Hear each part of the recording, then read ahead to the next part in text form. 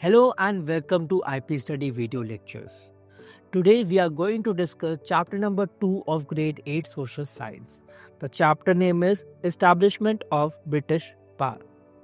In this chapter we will study how Britishers came to India and they were able to control different regions, even though they came only for the purpose of trading. But with their different policies, they were able to rule over such a vast land. But Britishers were not the first to arrive to India. The first European power that came to India were the Portuguese. And interestingly, they were the last ones to leave as well. If India got independence in 1947, Goa got its independence in 1961 because it was still under the Portuguese rule, right? So it's an interesting trivia question that which European power was the first and the last to leave India. Then it is the Portuguese. Now we all would have heard the story of Vasco da Gama. He is considered as an important figure in history because it was for the first time that the Europeans had found a sea route towards India. And following Portuguese, many other European powers came to India for the purpose of trade. The spices of India were very famous and they wanted to engage in the spices trade, which were in great demand back in Europe. Now, when Vasco da Gama and the Portuguese came to India, they were treated very well by the local rulers. In particular, we see Zamorin welcomed them very warmly. But soon the relationships between the Portuguese and the local rulers became very bitter. Eventually, we see that they wanted to have the exclusive control over the spice trade, and that is why they fought with the local rulers. Because their army was well equipped, they were able to defeat the local rulers. The Zamorin forces were attacked. And it is only a century later that we see that the Britishers came to India. Now let us discuss about the arrival of the European powers in detail.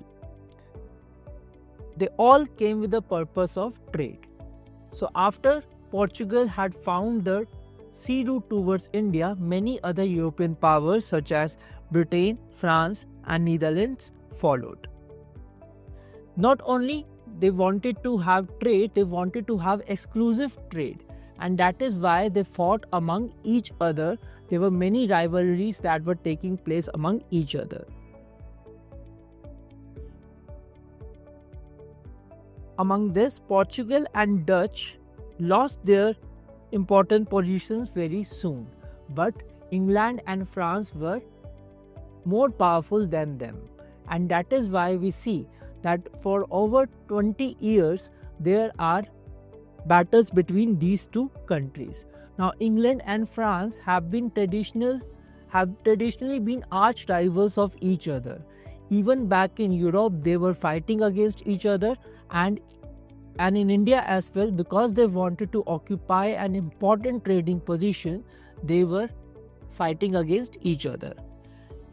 So in between 20 years, there were 4 kinetic wars that were fought among these two powers.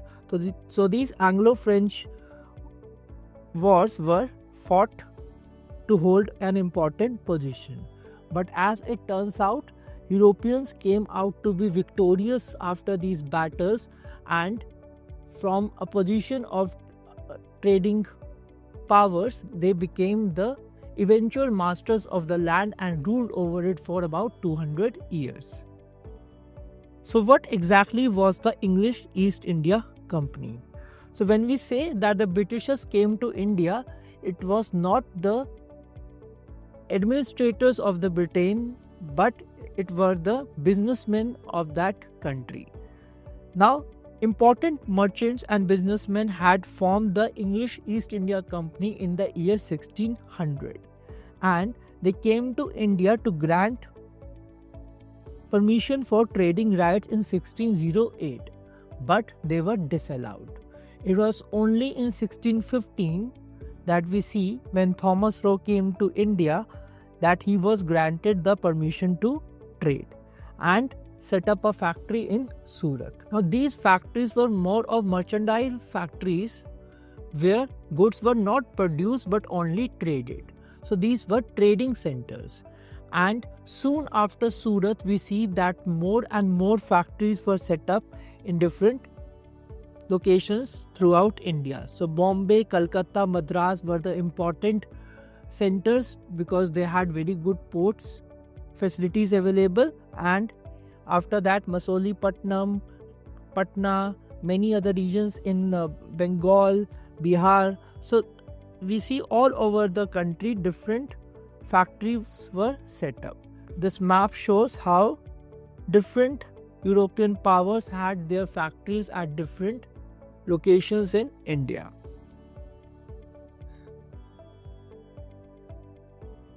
Now, the Britishers were granted permissions by different local rulers of that time. In particular, they got some permission from the Mughal emperors who were important at that point of time. In 1691, we see that Aurangzeb exempted the British company from paying custom duties in Bengal. So custom duties, if you exempt anyone from custom duties, then their profit is maximized. You are actually helping the traders to pursue their trade. And in another Farman in 1717, we see another Mughal ruler, Farrukh Shiar. He granted East India Company the right to trade duty-free in Bengal, both in imports and exports. Right? So you were importing things from other countries and exporting your products to other countries without paying any taxes. So this helped the traders to get a lot of profit from the trade. Eventually we see for their own benefit they also started to acquire some territories. These territories were acquired because they were getting the revenues from these territories. These were known as Diwani rights. So they got these Diwani rights which added to their income. Now let's discuss about a very important topic, conquest of Bengal, because it is Bengal region that the Britishers target for the first time.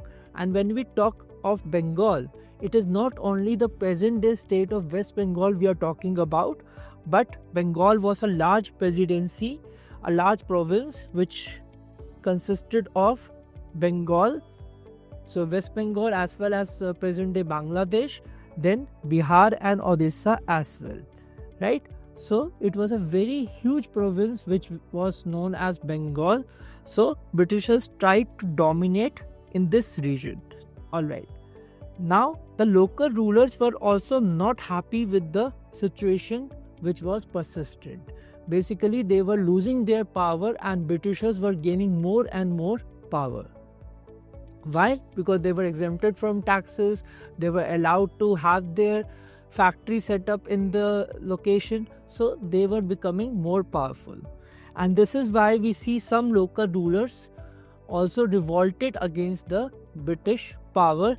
And in this, two important battles were fought. First is Battle of Plassey, which is considered as a turning point in the English East India's Company's control over Bengal.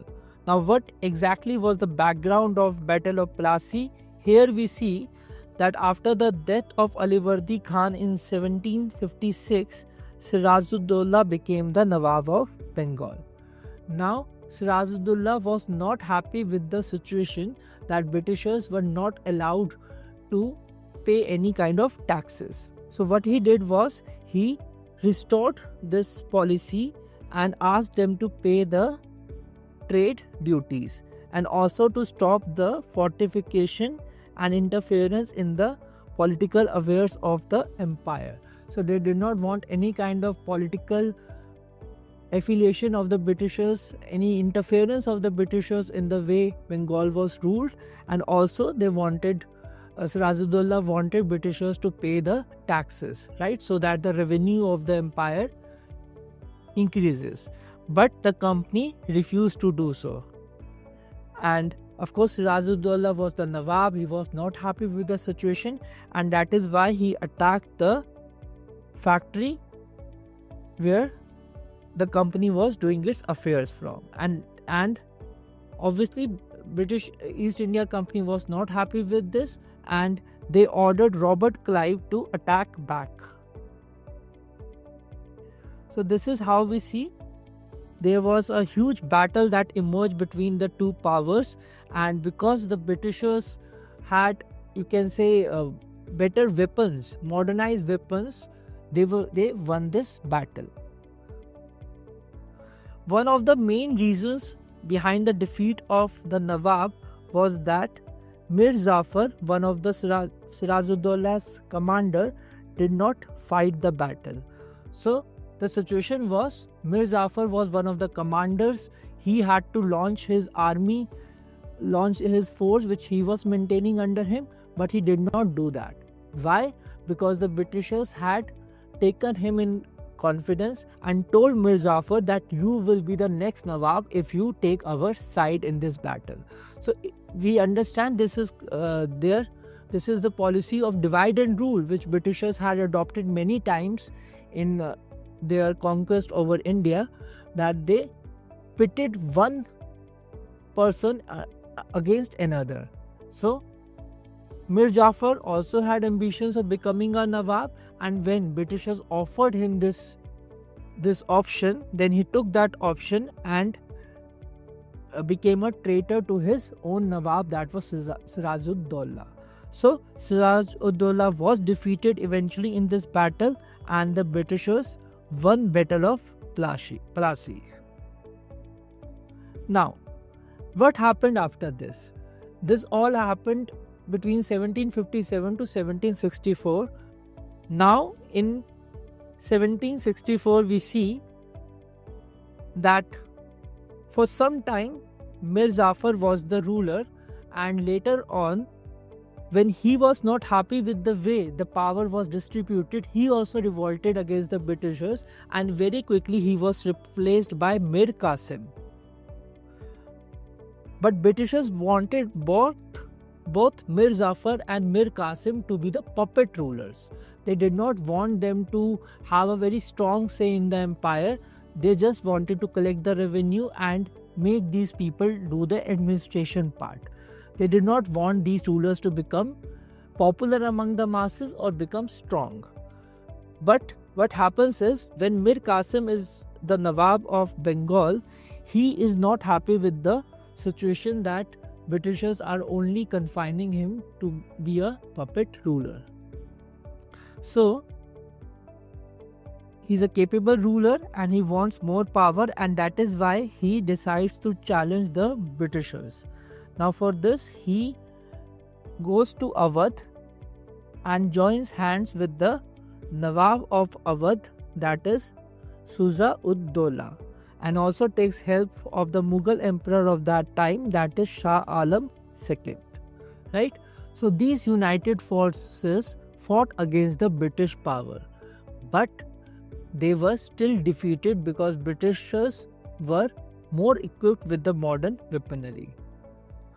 Now, what were the consequences of this battle of Buxar? First of all, Mir Qasim and his allies were defeated, and East India Company became the real masters of Bengal. So after this, there was no doubt who was in power. Before this, if we see that still there was Mir Qasim, who was the Nawab, who was ruling over the region, but Britishers were exercising the real power. But now there was no such doubt. Britishers were wanted to completely control the land after this particular battle.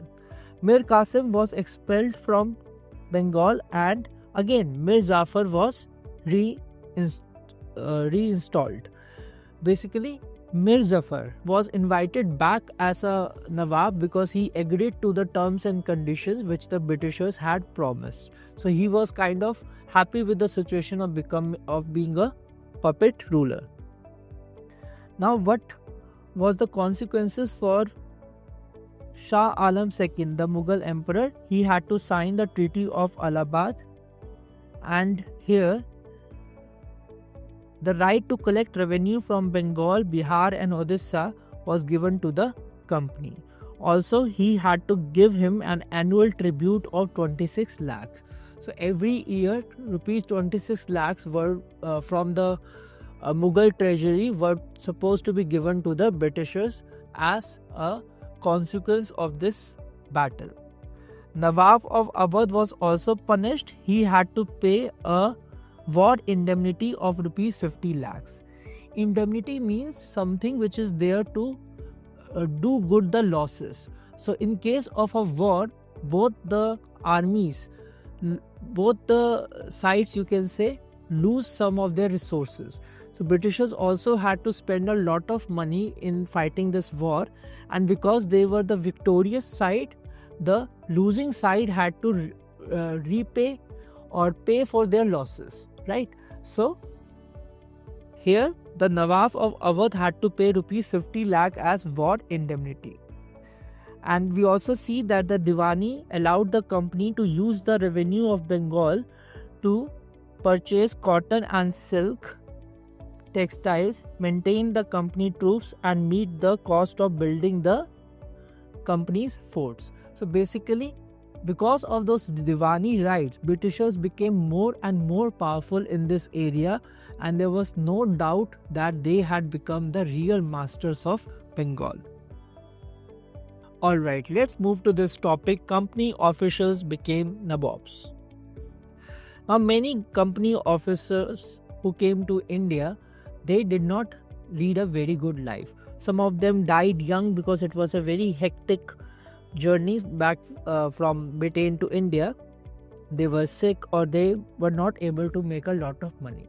But those who did lived a very comfortable life. Many of them came to India and returned back in Britain, living a very comfortable life. These were known as Nawabs back in England. Nawabs or Nawabs, that is their English pronunciation of the word Nawab. And they were considered as social climbers back in England and ridiculed for the same. So basically, because they became very rich so soon, so they climbed the ladders in the class structure of England. So that is why they were sometimes ridiculed as well. Now, after the Britishers had conquered over Bengal, it was important for them to consolidate their power, and for this they wanted to fix the legal system. So we will study about the judicial system that they came up with. Now, before the Britishers, the system of law in India was dominated by religious values.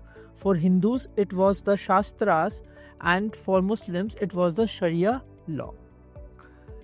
But Warren Hastings and Cornwallis, they wanted to make a law which is common for everyone.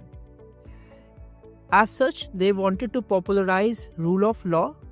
Rule of law means that whether it is the rulers or the ruled, the law should be equal for everyone.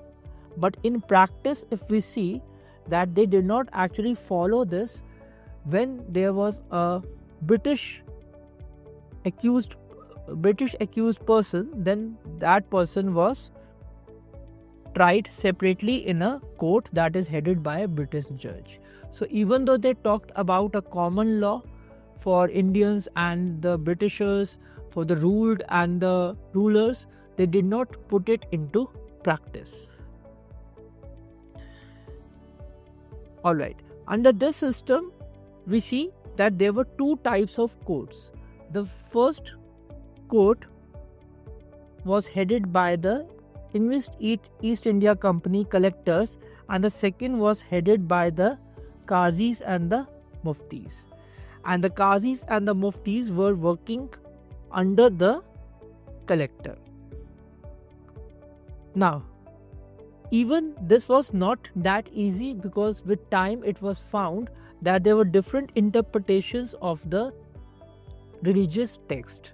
So Hindus were under Dharma Shastra, and there were different priests who were interpreting the writings of Dharma Shastra differently. So it was becoming very difficult to make a law based on these interpretations. So eventually what Britishers do is, in 1775, 11 pundits were commissioned to create a version of the Hindu law. So similar step was taken also for the Muslim law, where they were asking the scholars to come and discuss and eventually prepare one law that is common for all Hindus and one law that is common for all Muslims. And now these uniform laws were there to guide the European judges on how to pass their judgments. These were in accordance with the Regulating Act of 1773 which they had passed, and Supreme Court was established with a Court of Appeal, which means a lower court, which was known as Sadar Nizamat Adalat in Calcutta. So we see the first court is established in Calcutta.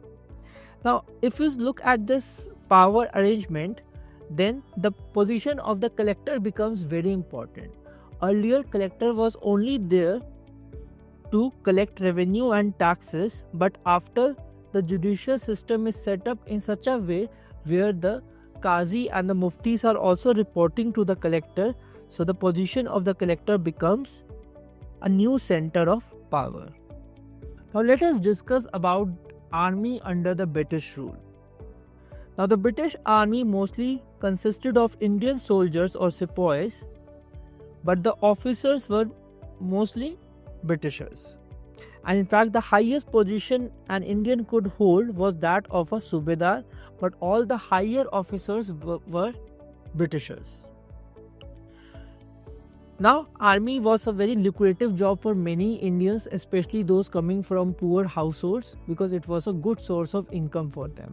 They were trained in European style, and it really attracted many youngsters to join the army. We will discuss more about army when we study the chapter on Revolt of 1857. Now let's move back to the case of Bengal, where we will discuss about dual governance in Bengal. So after the Battle of Buxar, we see that Britishers had become the real masters of Bengal. They were able to establish a dual system of administration, also known as diarchy, in Bengal. So under this, the situation was that the Nawab of Bengal, who was the puppet ruler, was taking care of all the administration of the town. But the Britishers were collecting all the revenue from the land. So in this way, we see this system was very helpful for the Britishers, because without doing the dirty job, without doing the administration job, they were able to get the revenue and became more and more powerful. This situation was not challenged by the Nawabs of Bengal and not challenged by the Britishers, obviously, because they were getting benefit out of it. The situation of Bengal became even worse when they had a famine back in 1770. There was decline of agriculture, the revenue system was also getting affected, trade and commerce was getting affected because of this system. So ultimately it led to a breakdown in 1772, when we see whether it comes to trade, whether it comes to running the system effectively, all this was lacking. Why? Because Britishers were holding all the money, all the revenue, whereas the local rulers were not able to use that money to administer the region very well. After this, we see that Bengal was brought into direct control of the company, with Warren Hastings serving as the Governor General in 1773. After this, we see that from Bengal, Britishers also wanted to capture other regions, and they did that slowly and steadily. First of all, let's discuss about Mysore. In Mysore, we have two very important leaders who fought against the Britishers. One was Hyder Ali and the other was his son Tipu Sultan, also known as Tiger of Mysore. In between 1767 and 1799, they fought 4 wars against the Britishers. Hyder Ali led the first 2 and Tipu Sultan led the other 2. While they fought very bravely against the Britishers, we see that by 1799, Britishers are able to capture their capital Seringapatnam, and Tipu Sultan dies in this battle. This defeat of Mysore made way for British to establish their paramountcy all over India. Paramountcy means complete control. Apart from the rulers of Mysore, Britishers also faced an uphill task against the Marathas. Now, Britishers considered Marathas as the greatest hurdle in the fulfillment of their ambition of building an empire. So that is how strong the Marathas were. And after the decline of the Mughals, we see that Marathas were indeed the most powerful of the regional powers. But after the death of Peshwa Madhav Rao in 1772, we see that the Maratha Empire starts to decline as well. Here there was a debate on who should be the next Peshwa. Now, there were some Marathas who wanted Madhav Rao II, Peshwa Madhav Rao II, to be the next Peshwa. He was only an infant when his father died, but they still backed him to be the next Peshwa, whereas there were some who were supporting Raghunath Rao as the next Peshwa, and the Britishers also supported him.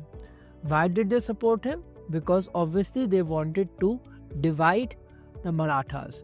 They wanted to divide and rule.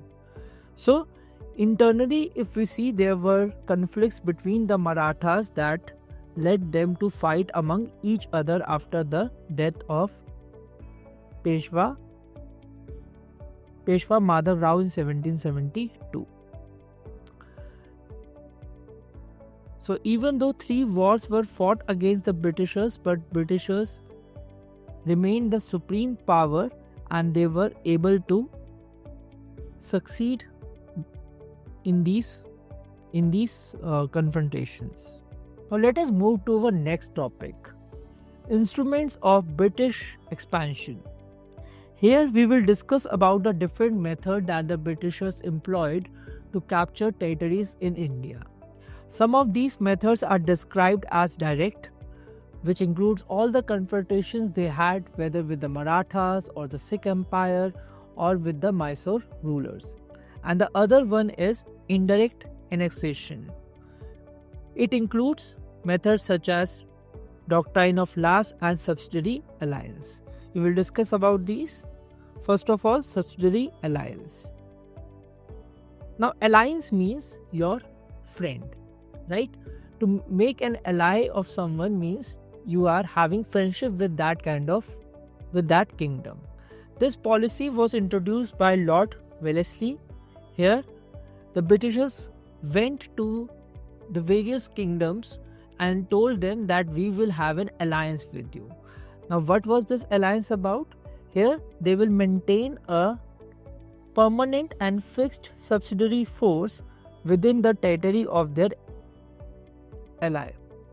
So, the kingdom did not need to keep its own army. It was the British army who would be there. But it is the ally who had to pay for the British army's maintenance. So, indirectly, the king is not spending money on maintaining his own army, but he is spending money to maintain the army of the British. Now, if the ally is not able to pay the fixed amount, then Britishers would be capturing a part of their territory. So you can understand the trick here. First of all, they come to the kingdom saying that you need not maintain your own army, we will do that for you, but they are charging a fees for that. And if the kingdom is not able to pay that amount, then they capture that territory. Not only this, they also placed a resident in these courts. Now this resident is there to look at the decisions of the kingdom. So to keep a watch on what is happening in the kingdom, they employ a resident. And lastly, the ally could not maintain any relation with any other ruler without the approval of the Britain. So in this way, they are also interfering in the foreign policies of the kingdom, right? If there is a sovereign kingdom, that kingdom has the right to choose whom to make his friend, to make his ally, and whom to make its enemy. But here Britishers are kind of interfering in the foreign policies of that kingdom, where they are taking that freedom away from them.